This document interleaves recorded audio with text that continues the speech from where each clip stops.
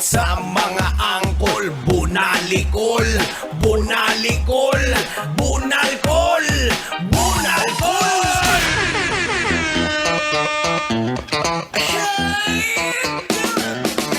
32 minutes after 6 o'clock in the evening, we are broadcasting live across the city by the bay. Magandang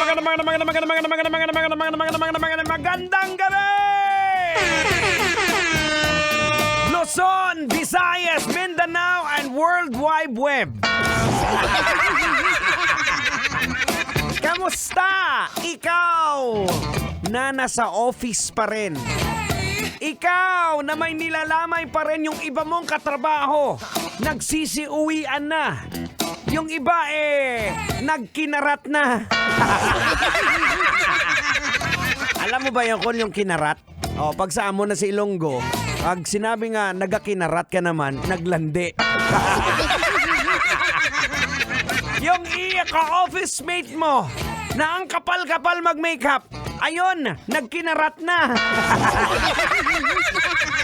Samantalang ikaw, naiiwan pa rin dyan at nagtatrabaho sa opisina. Ang masasabi ko lang sa iyo, insan, mekos mo yan, insan. Grabe na yan, insan. Todo na yan, insan. Sobra-sobra na yung trabaho mo, insan, ha. Tornado! Well, believe ako sa'yo at hangang-hanga ako sa'yo.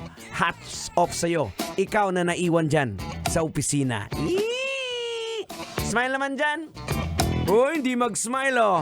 Alikan kita sa kilikili. Ay, abaw! Maloy ka! Ay, nako, boards, eto. Ang tanong, tatanungin naman kita, Angkol.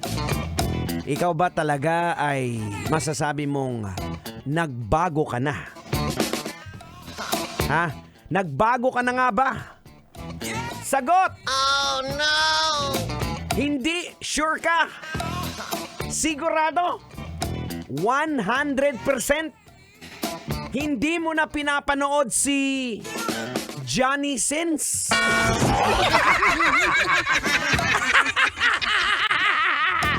Hindi mo na pinapanood si Maria Ozawa? Ay, aba, maluoy ka. Umamin ka. Hindi na. Si Lisa Sparks. Ay, nako. Aray! Ano na naman yung tang? Bakit mo kilala yung mga porn stars na yan? Tanga, eto naman inaamin ko hindi naman sa nagpapakamalinis ako. Ako po isang makasalanan na nilalang dati. Kaya napapanood ko po sila. Dati!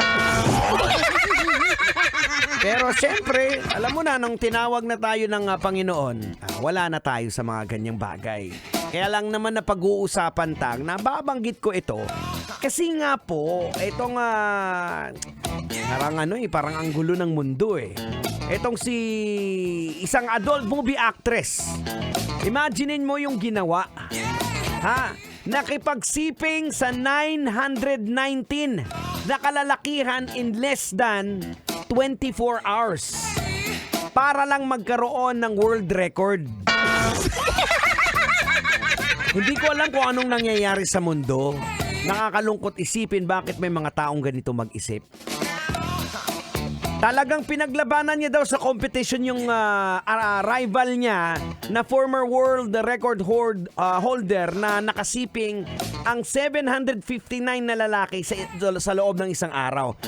Pero logika natin to. Logika na ba natin to? O, logika na yan! Logika na yan! Ano bang leksyon na makukuha natin dito, mga kabisyo? Eto kasi, mga kabisyo, getting the world's attention doesn't give you contentment in life. Kahit anong atensyon ang ginagawa mo. Kaya makikita po natin sa maraming mga influencers. Ang dami na nilang pera. At kung ano-ano pa, pero wala silang kakontentuhan.